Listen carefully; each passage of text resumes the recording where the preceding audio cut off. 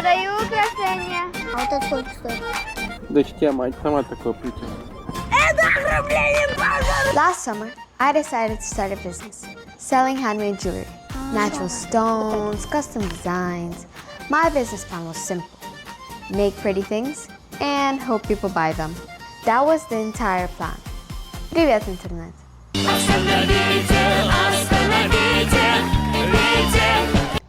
Before I went to Russia for summer vacation, I had an idea. At the time, I thought it was a brilliant plan. I will create handmade hair jewelry. It's called a lula. It can be worn on your hair or even as a necklace. It looks pretty. The only problem? It takes quite a while to make one. I will tell you later how my jewelry business succeeded. Step 1. Spend money. This part was unsurprisingly easy. So a few months before my trip to Russia, I ordered materials. Вау. Коллекция кристаллов. Threads, charms, some of them were silver, and obviously natural stone beads. Basically, I ordered everything I thought a beautiful thing needed. Takes so much money to get one. I used my savings, even though it was hard to say goodbye to my money.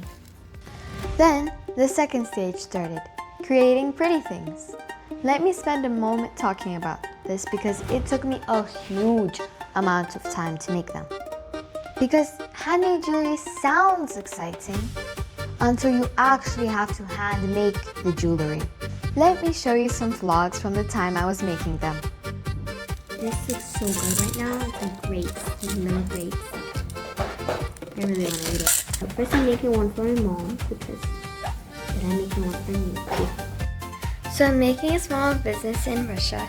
It's with jewelry made with natural crystals. And this is how I start making them. I picked up some beads, and I'm gonna pick out the. What I do first is I sketch out a design. Then I put on all the beads that I like. So I just finished organizing the entire thing.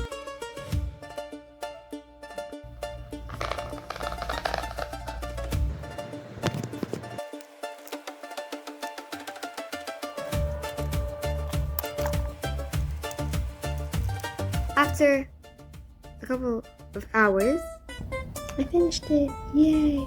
I still have to add a charm though. I finally finished one. And another one. And another one. At this point, I wasn't making jewelry anymore. The jewelry was making me. So I just finished making jewelry for my small little business, and now I'm taking a break too. But I did a lot of them, so not in one day.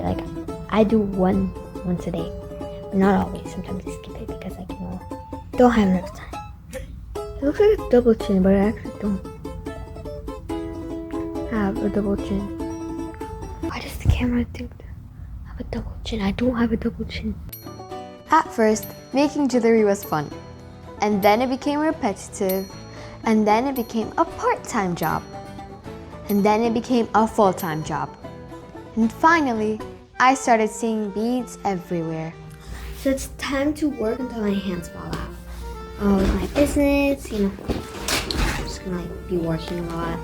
We only have 15, and we have to have a 50 by the end of June, and it's already May, so we're dead. Break from jewelry making because I had a lot of schoolwork and I just couldn't have enough time to make them. And this is how my knee is coming. I'll make just till here. This much left to make. Stop. How do you finish this one? Maybe this much. Just halfway to go. Turns out it is still pretty short. Pretty short. So and I'm done. Yay! Also this is a joke. Finally, I had a whole collection. And this took way more time than I expected. A couple of months. I thought making the products would be the hard part. Unfortunately, I still had to sell them. My dad decided to support the business. So he built me a display stand where I can put all my lulas while selling them, which made everything look so much more marketable. But honestly, it turned out beautiful, which made me emotionally attached to every single one of them. When I arrived in Russia, our family and friends came to visit. I showed them my products, mostly because I was proud of them. And something unexpected happened.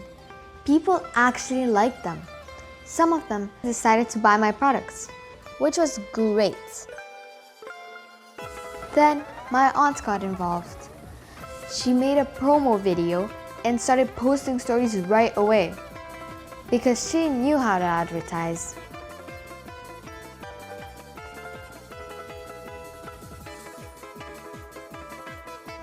Which turned out to be a very important business decision because I haven't even started selling yet. I haven't even opened my shop and people were already reserving items. That felt amazing. This was my first lesson in business.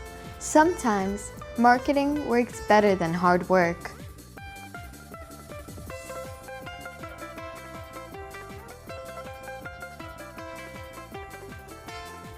Finally, the products were ready. The display stand was ready. The marketing was ready. There was only one thing left: sales. Eventually, it was time to face the scariest part: customers. Real customers. Making the products was actually easy compared to walking outside and trying to sell them to strangers. On some days, I set up my little shop and then I started advertising or informing people by saying, "I'm selling Lula, handmade jewelry for sale." Что, начнем кричать? Что, будем кричать?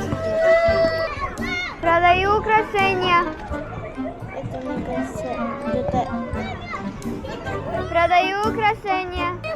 Продаю украшения. Продаю украшения. Kids are my most enthusiastic customers. Unfortunately, enthusiasm is not a way of payment. Давай лучше. Это сколько стоит? А вот это сколько стоит? А это? Вот сколько вот это стоит? А вот это по 60, да? А вот эти вот браслетики? А вот это? А вот это? Suddenly, it felt very possible that nobody would buy anything. Это лула для волос. Это из натуральных камней. Дочке мать сама такое плетет.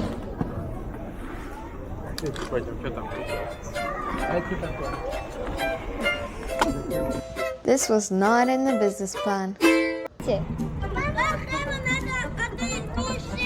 Продаю украшения.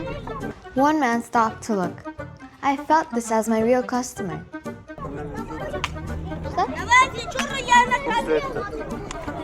Смотря что. Что вас интересует? Вот эти вот по 100. Это для волос, Лула. Они подороже, потому что они из натуральных кристаллов.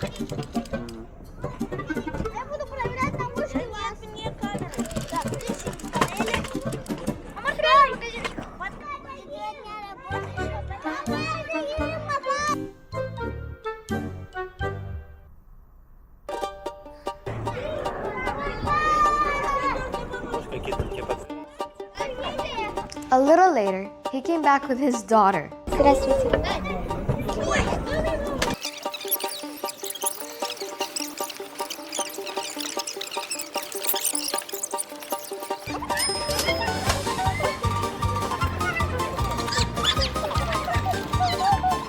The one thing I learned, the first no is not always a no. Every business had challenges. Some people had to deal with competitors. I had to deal with robbers. Продаю украшения. Это ограбление по дороге.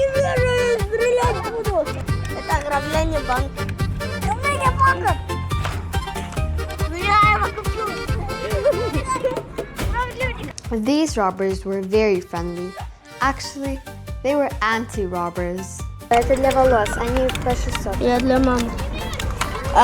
Блин, у меня только с собой 5 рублей. А мне за 5 ничего нет.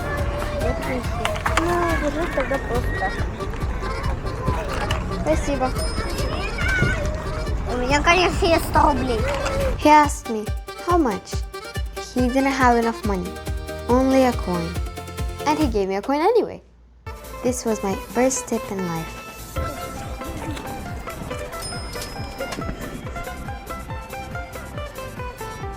Sometimes people came, sometimes they didn't. Sometimes they looked interested, sometimes they looked confused. Может, дружить будем? At first, I was nervous.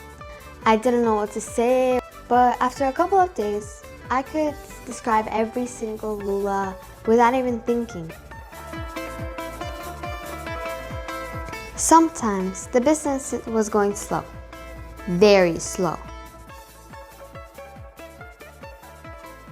But sometimes people stopped just to compliment my work, which kept me motivated. Ага, вот это. Спасибо. Это сама делаешь, да? Да. Из натуральных камней. Ого, вот. Да. She didn't buy anything, but she said nice things. Kids loved the products.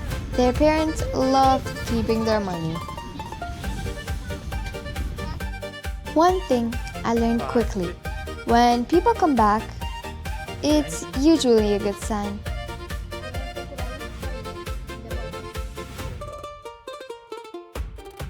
Now, let's talk about the financial numbers, because every business story eventually ends with math.